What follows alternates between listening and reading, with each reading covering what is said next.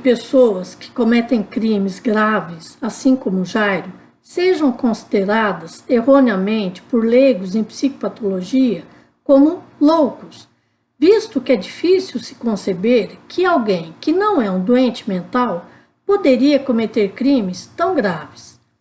Os doentes mentais, quando cometem crimes, eles são levados por delírios e alucinações, algumas vezes que soam como ordens para a execução de determinadas tarefas, de determinadas atitudes, dentre elas crimes. Sendo assim, eles não têm uma responsabilidade em relação ao que eles estão fazendo, pois eles acreditam que aquilo que eles fazem deve ser feito, que não é errado, exatamente por serem eles doentes mentais. Ao contrário de Jairo e tantos outros criminosos que cometem o crime por quererem cometer.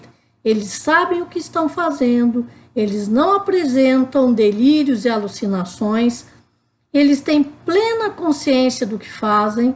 Em geral, eles se organizam para o cometimento do crime, portanto, eles planejam a execução do crime, de modo a não serem pegos em flagrantes e muitas vezes que não levantem suspeitas sobre aquilo que eles fizeram. Sendo assim, Jairo é um criminoso que deve ser considerado como responsável por suas atitudes e dessa forma, se ele não quisesse, ele não as teria tomado. Isto é, se ele não quisesse, não teria cometido os crimes que ele cometeu, exatamente por ele ter plena consciência de tudo que ele fez e, sendo assim, deve receber uma pena de acordo com o rigor da lei. Muitos destes criminosos, como Jairo, são levados, ou eles às vezes mesmo acabam por perceber, que se eles simularem um quadro de uma doença mental, serão considerados inimputáveis, isto é, irresponsáveis penalmente. Com isso, eles receberiam uma medida de segurança, que é um tratamento que pode variar, às vezes, de 3, 4 anos, dependendo da gravidade do crime, e, neste período, estariam internados em um manicômio judiciário, sendo que, após esse cumprimento dessa medida de segurança, seriam reavaliados e, dependendo de como estivessem, receberiam alta.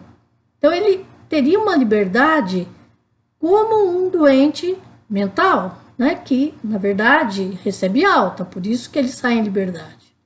Sendo assim, estes criminosos, ao invés de ficarem 10, 15, 20 anos presos, eles ficariam 2, 3, 4 anos, dependendo do caso.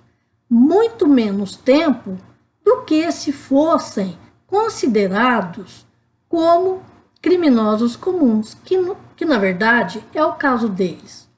Desse modo, como eu falei, eles devem ser considerados como pessoas que tinham plenas condições de não cometer aqueles crimes que eles cometem. E dessa forma, Jairo se enquadraria nesta categoria, sendo ele um criminoso que deve receber, sim, a condenação que a lei em nosso país prevê para crimes tão graves como aqueles que ele cometeu.